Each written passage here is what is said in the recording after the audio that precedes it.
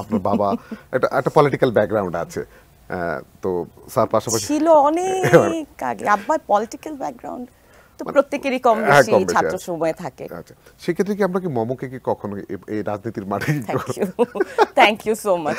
আমরা আসলে এই মমকে আসলে অভিনেতার এই স্ক্রিনে আসলে দেখতে চাই। একদম পারফেক্ট। মম ভাই একটু ছোট্ট র্যাপিড ফায়ার। র্যাপিড ফায়ার 6টা আসন। আমি জানি আপনি খুব ভালো খেলেন আপনি।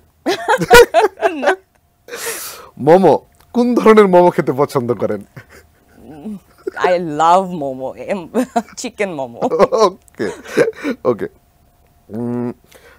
ধরেন আপনি বুফে খেতে গেলেন, আমরা হয় না প্রথম তো আমরা হালকা খাওয়া, তো ভারী খাওয়ার মধ্যে কোন খাবারটা সর্বপ্রথম মোমো পছন্দ করেন, যে কোনটা আমি আগে নিব?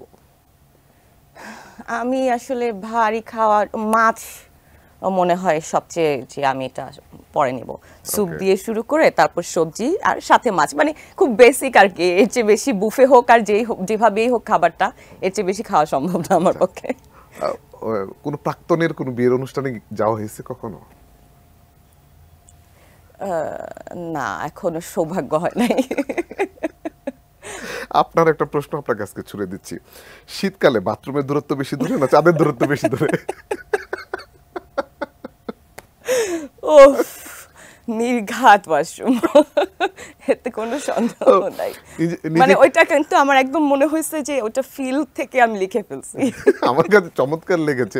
আমি যখন আজকে স্টাডি করতে গিয়েছি আমার কাছে খুবই মজা লেগেছে। আমি আপাকে আমি নিজেই জিজ্ঞেস করবো জিনিসটা। আপনার তো অনেক ক্রাশ আছে, আপনি কার উপরে ক্রাশ খান? ফারহান আক্তারের উপরে ক্রাশ খাই। কার্টুনিস্ট না, ও যে জাভেদ আখতার সাহেব বিদেশি। হ্যাঁ হ্যাঁ, অবশ্যই মোর্শেদ মিশুর প্রতি আমি ক্রাশ খাই, কারণ ওর দুর্দান্ত ফায়ারি একটা এনার্জি আছে এবং সে দুর্দান্ত আঁকে। তার ভাবনাগুলা খুব পলিটিক্যালি খুব ক্লিয়ার, মানে পরিষ্কার মনে হয় আমার কাছে। পলিটিক্যালি না হোক বা সোশিও ইকোনমিক যেভাবেই হোক না কেন, তো ওই জায়গা থেকে আমি অবশ্যই তার ভালো লাগে আমার। ওকে, হয় না আমরা মাঝে মাঝে হয় যে আমরা আসলে যদি মাঝে মাঝে কল্পনা করি যেটা আর কি, যে কাজকর্ম না থাকলে যে আমরা যদি ভ্যানিশ হয়ে যেতে পারি, যদি ভ্যানিশ হয়ে যাওয়ার কখনো সুযোগ হয়, আপনি কোথায় যাবেন ভ্যানিশ হয়ে? যে কোনো জায়গায় যাইতে পারি। আমি ভ্যানিশ হয়ে গেলাম আবার আপনাকে বলেও দিলাম, তাহলে তো ঠিকানা বলা হয় না যে আমি ভ্যানিশ হয়ে এই তারকাগুলোকে দেখবো যে আমার নামে কি কি বলে, না না না না না, মানে কোনো ব্যাংকের বুথে ঢুকে যাবে? একদম না, আমার এই ধরনের কোনো এক ফ্লিকারের জন্য চিন্তা আসে নাই। আমি ভ্যানিশ হয়ে গেলে কোথায় চলে যেতে পারি? কোথাও অনেক দূরে, কোথাও মানে যেখানে কিছু নাই এরকম কোনো জায়গায় চলে যেতে পারি। একদিনের জন্য বাংলাদেশের প্রধানমন্ত্রী বানিয়ে দেওয়া হলো, কি করবেন? হবই না আমি। ওকে, এত বড় সুবর্ণ সুযোগ পাপা নিল না। আচ্ছা ওকে, ঘুম থেকে উঠে দেখলেন যে আপনার মাথার পাশে হচ্ছে আমাদের হুমায়ুন ফরিদী স্যার বসে আছে, কি করবেন?